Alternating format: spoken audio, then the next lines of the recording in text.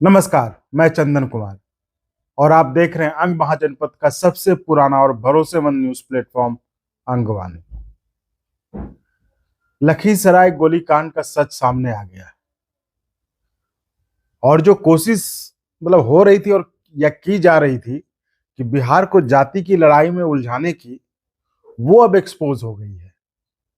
हत्या देखो, हत्या किसी की भी हो अच्छी नहीं होती है, लेकिन जिस तरह से लखीसराय की घटना को जाति का रूप देने की कोशिश की जा रही थी, वो भी कुछ विशेष जाति के लोग और तमाम मीडिया प्लेटफॉर्म पे वो लोग कर रहे थे, वैसी स्थिति में इस गोलीकांड का सच सामने आना बेहद जरूरी था। नहीं तो बिहार को फिर से जाति की लड़ाई में धकेलने की पुरजोर कोशिश थी और समझ लो एक तरह से प्लान था, उनको एक मौका मिला था और वो कोशिश पूरी थी कि बिहार को एक बार फिर से जाति की लड़ाई में ढकेल दिया जाए, जिससे बिहार में एक अनरेस्ट जैसी स्थिति पैदा की जा सके और फिर जो है वो बिहार ये है, बिहार वो है, बिहार ऐसे ही करके हो रही थी। लखीसराय जो है वो हमारे अंग महाजनपद का महत्वपूर्ण जिला है और हमारे अंग महाजनपद ने वोट के लिए कभी जाति तो कभी धर्म के नाम पर दंगा फसाद खूब झेला है, लेकिन अब मन भर गया, अब बंद कर दीजिए ये सब। जो लोग फिर से अपने बिहार को और अंग महाजनपद को जाति की आग में झोंकना चाह रहे थे, उनसे प्रार्थना है कि अब ये सब छोड़ दीजिए, अब तो जाग जाइए और अपने पिछड़ेपन को दूर करने की आवाज उठाइए ना। पिछड़ेपन को दूर करने की लड़ाई लड़िए। जात और धर्म पर लड़ाई लड़ने के बजाय अपना इलाका आगे कैसे रहे उसके लिए आवाज उठाइए ना। अगर आपकी आवाज अपने इलाके में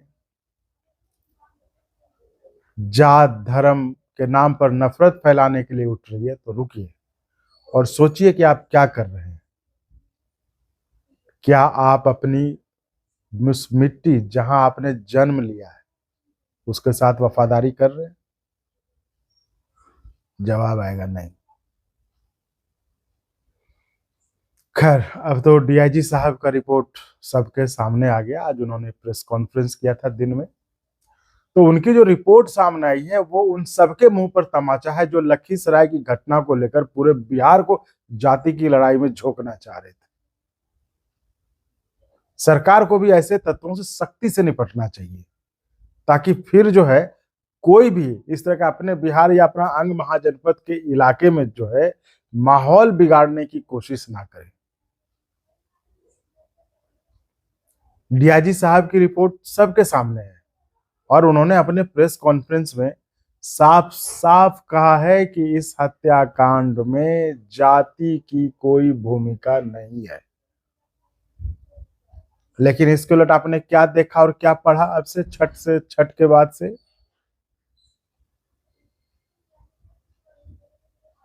कुछ जातिवादी तत्व चाहे वो सोशल मीडिया में एकदम बिल्कुल फैला रहे थे कि बिहार में जंगल राज हो गया, तांडव हो गया, ये हो गया, वो हो गया। डीआईजी साहब के अनुसार यह मामला विशुद्ध रूप से अपराध का है जिसमें विक्टिम और आरोपी दोनों एक दूसरे के साथ रह रहे थे। बरामद किए गए नोट्स और तस्वीरों को दिखाते हुए उनका तो यहां तक कहना था कि इन दोनों की शादी में शायद दोनों के घर वालों की रजामंदी भी थी और नोट्स में इस बात का जिक्र भी है। नोट्स का हवाला देते हुए डीआईजी साहब ने कहा कि आरोपी आशीष चौधरी, जो कि आरोपी पास नाम उनका आशीष पासवान है, जिसको कि जो कुछ लोग थे वो उसको जाति का रंग देकर के आशीष पासवान ने अपना सब कुछ बेच कर जो है विक्टिम जो पीड़िता दुर्गा झा को पटना में रखा था, कोचिंग करवा रहा था। वो दोनों साथ रहते थे और शादी भी कर चुके थे और सबसे बड़ी बात यह कि इस बात की जानकारी दोनों के परिवार वालों को भी थी। नोट्स के अनुसार दुर्गा झा के परिवार ने दोनों को इस बात के लिए राजी किया था कि चूंकि उन दोनों की जाति अलग थी और ऐसे में शादी करना समाज में इज्जत और प्रतिष्ठा को ठेस पहुंचाने जैसा था, इसके लिए वो कुछ लोगों से जो है एक बात करके आपसी सहमति करके समाज के सामने शादी करवाने की बात की थी उन्होंने। इसी बीच दुर्गा झा एक स्टोर में काम करने लगी और उसका नजदीकी किसी सुमित के नाम के किसी शख्स से हो गई। नोट्स के अनुसार सुमित का दावा था कि दुर्गा झा ने उससे भी शादी करने का वादा किया था।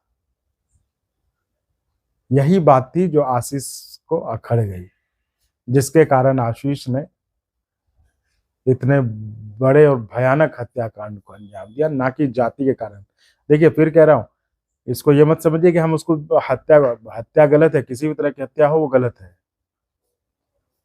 लेकिन कारण जो बता रहे हैं ना कि जातिवाद कारण जो है ये हुआ, वो नहीं था।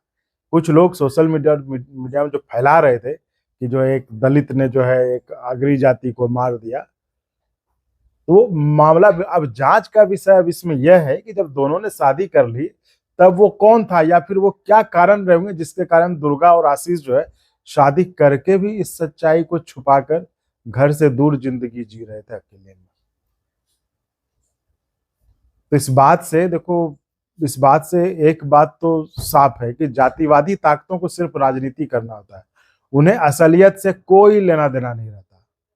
उनको बस वोट की भूख रहती है, बस कैसे भी वोट मिल जाए, बस आदमी मरे जिए कोई फर्क नहीं पड़ता है।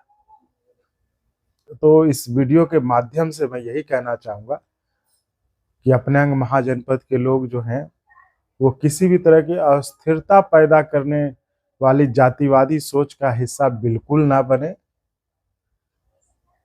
बल्कि उसका प्रतिकार करें।